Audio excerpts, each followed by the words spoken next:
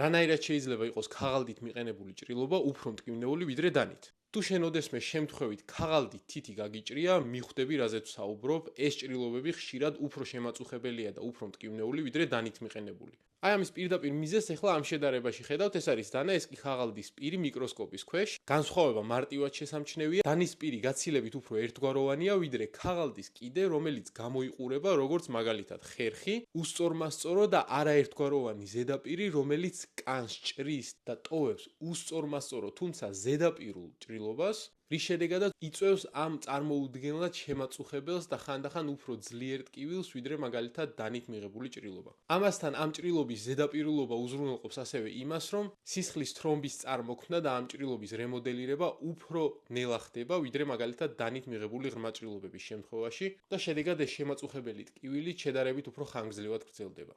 შენ კი თუ მოგეწონა ეს ვიდეო, იცი რაც უნდა ქნა, დალაიქე, გამოიწერე და გაუგზავნე მეგობარს.